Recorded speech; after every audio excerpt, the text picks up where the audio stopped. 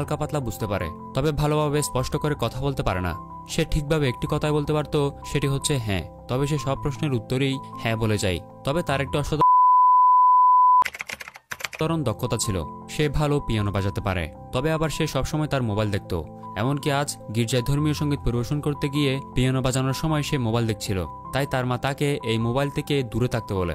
এরপর আমাদের আবার জোহাকে দেখানো হয়। আজ সে একটি বক্সারের সাথে বাজি ধরে বক্সিং করছে। তবে সে তার প্রতিপক্ষকে নিয়মের বাইরে গিয়ে আঘাত করেছে। ম্যাচটিতে সে বিজয়ী হওয়ায় সে কিছু টাকা পায়, আর সে সেগুলো নিয়ে চলে আসে। অন্যদিকে ইনসুকে দেখানো হয় ওনার বাড়িওয়ালি ওনাকে বলছে, তোমার ছেলেকে রাতে পিয়ানো বাজাতে বারণ করিও, আমার ঘুমোতে সমস্যা হয়। আর তুমি 3 মাসের ভাড়া দাওনি, আমাকে তাড়াতাড়ি সেই ভাড়াগুলো পরিশোধ করে দাও। আর যদি এরকমই করতে থাকো তাহলে বাড়ি ছাড়ার জন্য প্রস্তুত থেকো। এই বলেই সে চলে যায়। সে চলে গেলে ইনসু তখন তাকে চালাক শিয়ালি বলে গালি দেয়। মদ বিক্রয়কারী কালনাগিনী কিভাবে যে বাড়িওয়ালি হয়ে গেল। কিন্তু তখনই তার পিছন থেকে সেই বাড়িওয়ালির মেয়ে সুজু তার সব কথা শুনে নেয়। তখন সে বলে, জানে আমার মা মদ বিক্রি করে, কিন্তু আমার মা একজন শিক্ষিত মহিলা, তিনি তার পড়ালেখার ডিগ্রি সম্পন্ন করেছে। এই বলে সে তার বাড়ির ভিতর চলে যেতে থাকে। তখন ইনসু তাকে বলেন, সোনামনে আসলে আমি তোমার মায়ের নামে এরকম কোনো কিছুই বলতে চাইনি। তবে সুজু দরজা বন্ধ করে দেয়। তখন ইনসু বলেন, ভালোই বিপদে পড়লাম তো। এরপর আমাদের রাতের দৃশ্য দেখানো হয়, যেখানে সুজু জিনের সাথে বসে ভিডিও গেম খেলছিল। জিন সুজুকে প্রতিবারের মতো এবারও হারিয়ে দেয়। কিন্তু একটু পর সুজু জিনকে জিজ্ঞেস করে, আমাকে বিয়ে করবে? জিন উত্তরে বলে হ্যাঁ। এবার সুজু বলে, তাহলে আমার সাথে ডেট করো। এবারও তাকে জিন উত্তর দেয় হ্যাঁ। সুজু বলে, তুমি তো সবকিছুই হ্যাঁ বলে যাও, কিন্তু কিছু তো করতেই পারো না।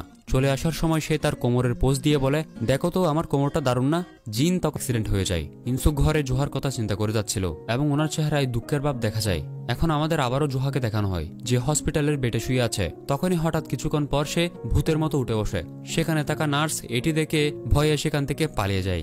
আসলে গাড়ি অ্যাক্সিডেন্টে যে গাড়িটি তাকে ধাক্কা দিয়েছিল সে গাড়িটি চালাচ্ছিল একটি ধনী সমৃদ্ধশালী পরিবারের মেয়ে, যার নাম ইয়োল। মূলত ইয়োলই জোহাকে হসপিটালে চিকিৎসা করেছে। আর এটিতে বোঝা যাচ্ছে ইয়োল অনেক ভালো মনের মানুষ। তো জোহা সুস্থ হওয়ায় ইয়োল সহানুভূতি দেখিয়ে জোহাকে তাদের বিলাতে খাওয়া দাওয়ার জন্য ডাকে। জোহাকে খাবার পরিবেশন করা হয়, কিন্তু সেখানের মালকিন অর্থাৎ ইয়োলের মা জোহাকে রাস্তার ছাঁচড়া লোক বলে অপমান করে। সে বলে, আমি জানি তুমি ইচ্ছা করেই আমার মেয়ের গাড়ির সামনে ঝাঁপিয়ে পড়েছ, যাতে কেলেঙ্কারি বাজিয়ে তুমি টাকা নিতে পারো। তখন জোহা উত্তরে বলে, আপনি যেরকম ভাবছেন আমি সেরকম নই, আমি একজন ভয়ঙ্কর বক্সার। এই বলে আবারও একটা বেপরোয়া ভাব নিয়ে সে সেখান থেকে চলে আসে। এখন আমরা দেখি ইনসু ডংসোর কাছে এসে জোহার খোঁজ করছে। জোহা যে কিনা টাকার জন্য একটি হোটেলের লিফলেট বিতরণ করছিল। তখনই তার সামনে তার মা অর্থাৎ ইনসু চলে আসে। তার মা তাকে বলে, ডংসো আমাকে বলেছে তোর নাকি থাকার কোনো জায়গা নেই, তুই আমার সাথে আমার বাসায় থাকতে পারিস। জোহা বলে, আমাকে কি বোকা মনে হয়? আমার অনেক জায়গা আছে থাকার। কিন্তু সে মনে মনে অনেক খুশি হয় যে তার মা তাকে তার সাথে থাকার জন্য বলছে। একটু নানা করলেও পরে সে তার মায়ের সাথে তার মায়ের বাসায় চলে আসে। জোহাকে জিনের রুম ব্যবহার করতে বলে। রুমে ঢুকে জোহা দেখতে পাই সেখানে সবগুলো ছোট বাচ্চাদের খেলনা ছিল। তবে সে সেখানে তার মা ও জিনের একসাথে তোলা ছবি দেখে সে একটু দুঃখী হয়। এরপর তার মা তাকে খেতে দেয়। তার মা তাকে বলে, বাবা তুই সংকোচ বোধ করিস না। এরপর আমাদের রাতের দৃশ্য দেখানো হয়, যেখানে জোহা ঘুমাচ্ছিল। কিন্তু হঠাৎ নিচে ঘুমিয়ে থাকা জিন তার বিছানার উপর উঠে এসে তার উপর পা তুলে দেয়। তখন জোহা হাত বোলাচ্ছিল। একটু পর সে হঠাৎ লাফ দিয়ে উঠে বসে এবং বলে, তুই এখানে কিরে? বিছানা থেকে উঠে সে রুমের লাইট অন করে। তবে রুমের লাইট অন করাতে জিন ঘুম থেকে উঠে চেঁচামেচি শুরু করে। তখন জোহা তাকে চুপ করতে বলে। জিন চেঁচামেচি করা থামাচ্ছিল না বিদায় জোহা তাকে এক ঘা মেরে তাকে আবারও শুইয়ে দেয়। এরপর সেখানে তাদের মা আসে। তখন উনি জিনকে তার রুমে নিয়ে যাচ্ছিল। তো এইসবের মধ্য দিয়ে আজকের রাত কোনোরকম শেষ হয়। এর পরদিন জোহাকে তার এক দালাল বন্ধু একটি বাজি ধরা ফাইটিং ম্যাচ খেলার কথা বলে। বন্ধু একজন MMA ফাইটার ও তার কোচ একজন বক্সারকে খুঁজছে, যাতে সেই ফাইটার ট্রেনিং করতে পারে বা অনুশীলনের জন্য ম্যাচ খেলতে চায়। তবে এবারের প্রতিদ্বন্দ্বী হলো MMA ফাইটার। মূলত MMA ফাইটাররা অনেক ভয়ঙ্কর হয়। তারা বক্সিংয়ের মতো শুধু হাত দিয়ে লড়াই করে না, তারা শরীরের প্রত্যেক অঙ্গ দিয়ে ভয়ঙ্করভাবে লড়াই করে। তার দালাল বন্ধু তাকে বলে, যদি তুই সেই MMA ফাইটারকে হারাতে পারিস তাহলে বাজির টাকা থেকে আমি তোকে 2000 টাকা দিব। কিন্তু এতে জোহা রাজি হচ্ছিল না। তবে তার বন্ধু তাকে 3000 টাকা দিবে বললে সে রাজি হয়। তখন সে বলে, শালা দেখা যাক, দেখে নিব। হারিয়ে দিচ্ছিল। সে সুজুকে বলে, তুই পারছিস না কেন? এতে এমন কি বা আছে? তখন সুজু তাকে খেলতে বলে। এরপর সে জিনের সাথে গেম খেলতে শুরু করে। তবে প্রতিবার সে জিনের কাছ থেকে হেরে যাচ্ছিল। এই নিয়ে সুজু তাকে নিয়ে মজা করছিল। তখন জোহা বলে, হেই বাড়িওয়ালার মেয়ে, চুপ থাক, বেশি কথা বলিস না তুই। আর জিনকে বলে, তুই শুধু হ্যাঁ হ্যাঁ করে কি বলছিস, তুইও চুপ থাক। এরপর জিনের সাথে না পারায় সে সুজুর সাথে গেম খেলতে শুরু করে। তবে সে সুজুর কাছ থেকেও হেরে যায়। এতে সে রেগে পুরো আগুন হয়ে যায় এবং সে সুজুকে বলতে থাকে, তুই এই পাগলের সাথে এসব খেলা বাদ দিয়ে পড়ালেখা কর। এই বলে সে রেগে ঘর থেকে বেরিয়ে যায়। এরপর সে টাকার জন্য লিফলেট বিতরণের কাজ করতে থাকে। তবে তখনই ইয়লের ম্যানেজার তাকে ডাকে এবং এরপর সে ইয়লের সাথে আলাপ হয়। ইয়ল গাড়ি অ্যাক্সিডেন্টের জন্য জোহার কাছে ক্ষমা চাওয়ার জন্য ডেকেছে এবং সে জোহাকে 20,000 টাকা দেয়। তবে একটু পর সে হাঁটতে গিয়ে পড়ে গেলে আমরা দেখতে পাই তার একটি পা কৃত্রিম, মানে সে একটি পা হারিয়ে ফেলেছে। এরপর জোহা তার পায়ের ব্যাপারটি সম্পর্কে তাকে জিজ্ঞেস করে। তখন ইয়ল বলে, একজন মাতাল গাড়ির চালকের গাড়ির সাথে অ্যাক্সিডেন্ট হওয়ার পর আমি আমার পাটি হারিয়েছি। এই কথা শুনে জোহা কিছুটা দুঃখী হয়। তখন জোহা তাকে বলে, তুমি অনেক সাহসী মেয়ে। এরপর সে ঘরে এসে ইয়লের কাছ থেকে পাওয়া টাকাগুলো তার একটি বাক্সে রাখে। তবে সে বাক্স থেকে একটি কাগজের মোহাম্মদ আলীর সেই অসম্ভব বলতে কিছু নেই, এটি একটি মতামত লেখাটি আলমারিতে লাগিয়ে দেয়। অন্যদিকে ইনসু যে কিনা একটি লাইব্রেরিতে পরিষ্কারের কাজ করছিল, তখন সেখানের এক পরিচিত লোক এসে একটি পিয়ানো প্রতিযোগিতার ফলে তারা দুইজন আবার ঘুমিয়ে পড়ে। একটু পর তাদের মা ইনসু নাইট শিফটিং কাজ সেরে ঘরে আসে। তিনি তখন তার দুই ছেলেকে এভাবে একসাথে দেখে অনেক আবেগময়ী হয়ে যান। এরপর একদিন রাতে ইনসু জোহাকে ওই দিনের লাইব্রেরিতে লোকটির দেয়া পিয়ানো প্রতিযোগিতার লিফলেট দেখিয়ে বলে জিনকে সেই প্রতিযোগিতায় অংশগ্রহণ করাতে, এবং বলে জিন মোবাইল দেখে একবার মোবাইলে কোনো পিয়ানো বাজানো দেখলে সে প্রথমবারে যে কোনো সুর বাজিয়ে ফেলতে পারে।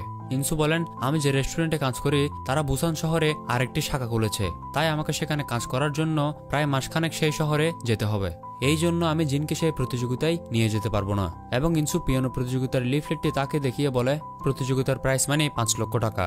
যদি জিন সেই প্রতিযোগিতায় জয়ী হয় তাহলে সে 5 লক্ষ টাকা থেকে তুই অর্ধেক রেখে দিস। তখন জোহা লিফলেটটি তার কাছে নিয়ে নেয়। তবে সে বিশ্বাস করে না যে জিন সেই প্রতিযোগিতায় জিততে পারবে।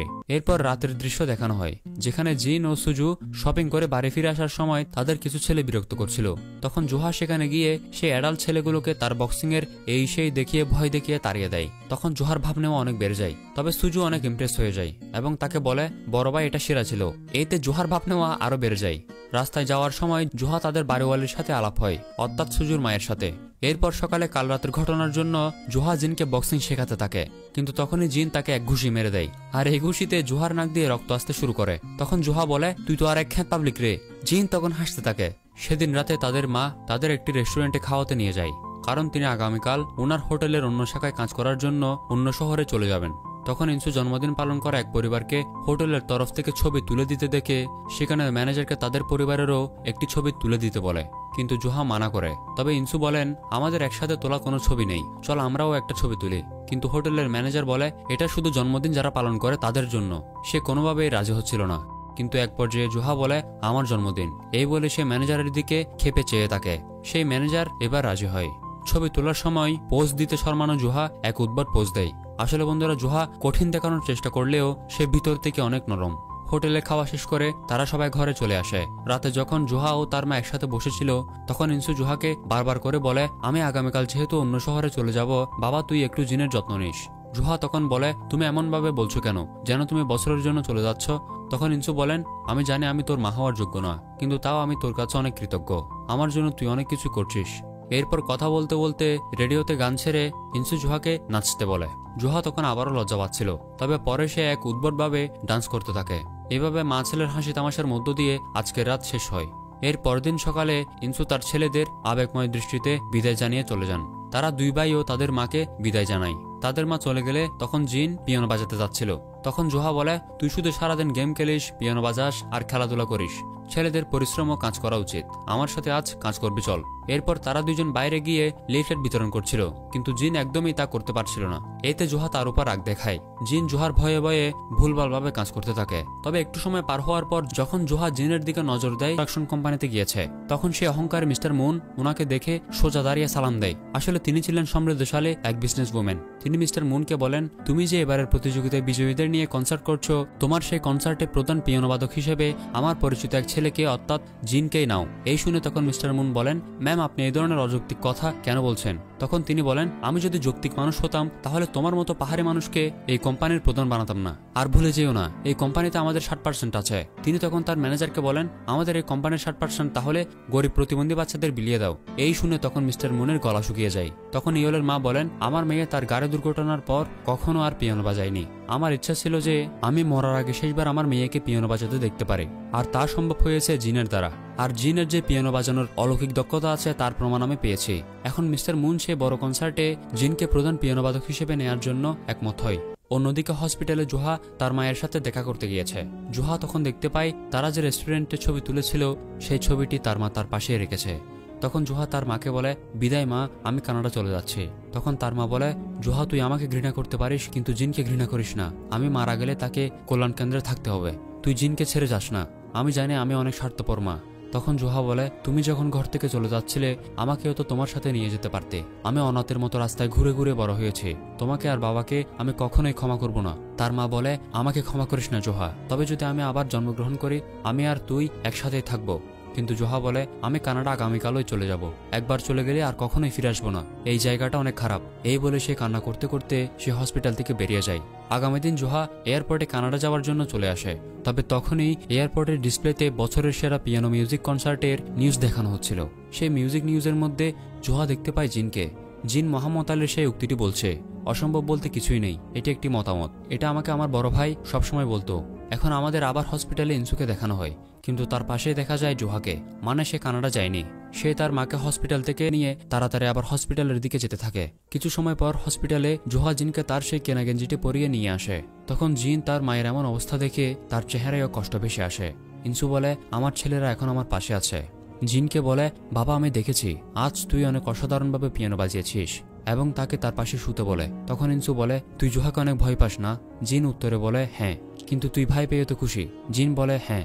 তখনই তার মাতাকে জিজ্ঞেস করে, আচ্ছা বাবা, তুই যখন পরের স্বর্গে আসবি তখন যদি তোকে বলা হয় এমন একজনকে খুঁজে বের করতে যাকে তুই সবচেয়ে বেশি ভালোবাসিস, তখন তুই কাকে খুঁজবি? তখন উত্তরে জিন বলে, ইয়লকে। তার মা বলে, তুই কি তাকে আমার থেকেও বেশি ভালোবাসিস? এটি শোনার পর অবুঝ জিনও বুঝে যায় তার মায়ের শেষ সময় চলে এসেছে। সে তার মায়ের দিকে ফিরে বলে, আমার সাথে বাড়ি চলো মা। তার মা তাকে বলে, সবসময় জোহার কথা শুনে চলিস, বাইরের খাবার বেশি খাস না, তুই ভালো ছেলে। জিন তখন তার মাকে জড়িয়ে ধরে বার করে বলতে থাকে, বাড়ি চলো মা, চলো বাড়ি যাই। আসলে বন্ধুরা, এই দৃশ্যটি অনেক আবেগময়ী, চোখের জল আর আটকে রাখা যায় না। রুমের বাইরে বসে থাকা জোহাও কান্না করতে থাকে। এরপর এখান থেকে দৃশ্য পরিবর্তন হয়ে শেষকৃত্য গৃহ দেখানো হয়, যেখানে জোহা তার মায়ের শেষকৃত্য অনুষ্ঠান সম্পন্ন করে বাইরে দাঁড়িয়েছিল। দেখা যায় সেখানে ডংসো, সুজু ও তার মা ও ইয়োলো ছিল। তবে এক পর্যায়ে তারা সবাই জিনকে খুঁজে পাচ্ছিল না, তাই জোহাকে জিজ্ঞেস করে সে জিনকে দেখেছে কিনা। তখন জোহা ফিরে তাকায় সেই পাবলিক পিয়ানোর দিকে, যেখানে জিন পিয়ানো বাজাচ্ছে। জোহা তার ভাইকে নেয়ার জন্য আসছিল। জিন মনের ছন্দে পিয়ানো বাজায়, তবে আজ পিয়ানোটি সে যেন বাজিয়ে তার মাকে শোনাচ্ছিল, আর তার মা এই সুর স্বর্গ থেকে শুনছে। তার কাছে রয়েছে এক অসাধারণ প্রতিভা, যা দিয়ে সে মিউজিক জগতে একটি নাম হবে। তবে আজ আমরা জোহার মুখে সবসময় তার চেহারায় থাকা হতাশা ভাব আর দেখতে পাই না। জোহা জিনের দিকে তাকিয়ে তার সাথে আসতে বলে। জিনের চোখেও এখন তার ভাইয়ের প্রতি ভয় বদলে আত্মবিশ্বাসের ঝলক দেখা যায়। জিন আস্তে আস্তে জোহার পিছনে পিছনে হাঁটতে শুরু করে। তারা বাসার দিকে যেতে শুরু করে। বাসার রাস্তায় যাওয়ার জন্য তাদের রাস্তা পার করতে হবে। তবে তখন জিন খামখেয়ালিপনায় সিগন্যালের আগে রাস্তা পার হতে যাচ্ছিল, কিন্তু জোহা তাকে আটকে দেয়, তাকে তার কাছে নিয়ে আসে এবং জিনের হাতটিকে শক্ত করে ধরে রাখে। জিনের চেহারায় আনন্দ ও অবাকের ঝলকানি বেশি আসে, কারণ জোহার মতো কঠোর দেখানো ভাই আজ তার হাত ধরে রেখেছে। জোহা যেন তাকে বলছে, আমি তোর সাথে আছি ও থাকবো। জিনের এখন একটি বড় ভাই আছে, তারা দুজনে আজ সত্যিকারের ভাইয়ের অনুভূতি অনুভব করে।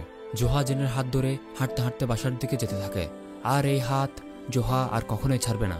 তারা একে অপরকে নতুনভাবে খুঁজে পেয়েছে। আর এই দৃশ্য দিয়ে আমাদের আজকের এই হৃদয় ছোঁয়া মাস্টারপিস মুভিটি শেষ হয়।